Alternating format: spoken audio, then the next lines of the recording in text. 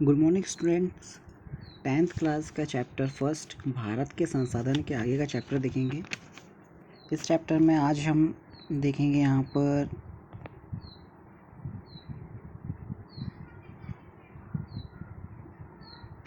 स्वामित्व के आधार पर संसाधन, पुनः पूर्ति के आधार पर संसाधन, विवरण के आधार पर संसाधन, प्रयोग के आधार पर संसाधन। संसाधन जैसा कि हमने पहले ही बताया था कि संसाधन जो मानव निर्मित है और कुछ प्राकृतिक द्वारा है, जैसे कि जल, पर्वत, पठार, मिनरल्स जो हमारी धातु है, मृदा के बारे में देखेंगे। हम इस चैप्टर में मृदा के बारे में देखेंगे, मृदा की बनावट, प्रकार और उसका संरक्षण। मृदा के बारे में बात करें तो मृदा किसान की अमूल्य संपदा है। हमारे देश के आर्थिक विकास का प्रमुख आधार मिट्टी या मृदा है। मृदा से रिलेटेड कुछ क्वेश्चंस भी हैं जो चैप्टर के एंड में हम आपको बताएंगे कि क्या होती है मृदा अपरदन से तात्पर्य, और भी कुछ क्वेश्चंस हैं। अब बात करते हैं हम मृदा के। क्वेश्चन बनता है आपके मृदा अपरदन के कारण। यहाँ पर एक क्वेश्चंस बन रहा है और इम्पोर्टेंट चीज़ है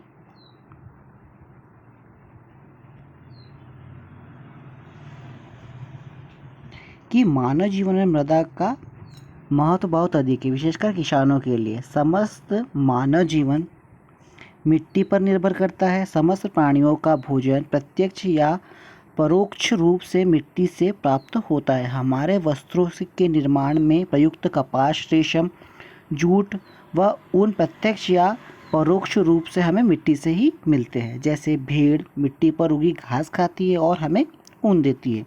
रेशम के कीड़े वनस्पति पर जीते हैं और वनस्पति मिट्टी पर उगती है। भारत में लाखों घर मिट्टी से बने हुए हैं।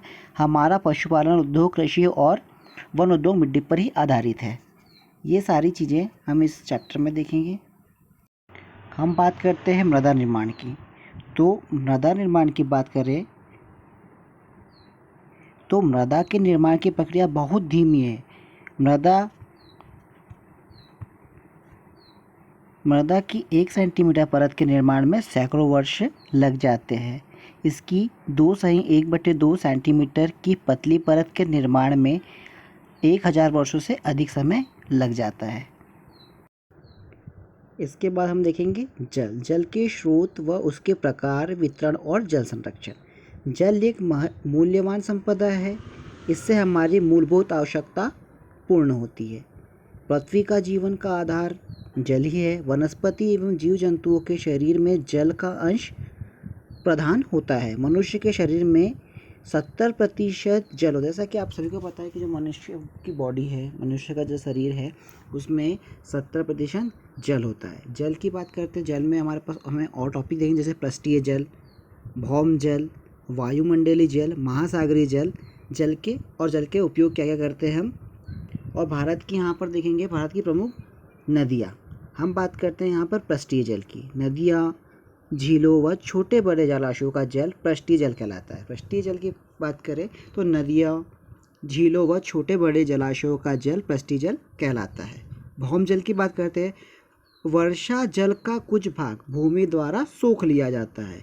कृषि व वनस्पति उत्पादन में इसका उपयोग महत्वपूर्ण होता है। सोखा हुआ जल धरातल के नीचे अध्यय चट्टानों तक पहुंचकर एकत्र हो जाता है। इसे कुओं व ट्यूबवेलों द्वारा धरातल पर लाया जाता है तथा मानवीय उपयोग के अतिरिक्त कृषि भूमि की सिंचाई, बागवानी, उद्योग आदि के लिए प्रयोग किया जाता है। इसे हम कहते हैं भौम जल। आज के इस चैप्टर में हमने 2 क्वेश्चन देखे मृदा के बारे में, मृदा संरक्षण, भौम जल। आपको ये क्वेश्चंस को अपनी फेयर कॉपी या रफ कॉपी में नोट करने हैं। ये इंपॉर्टेंट क्वेश्चन है सारे।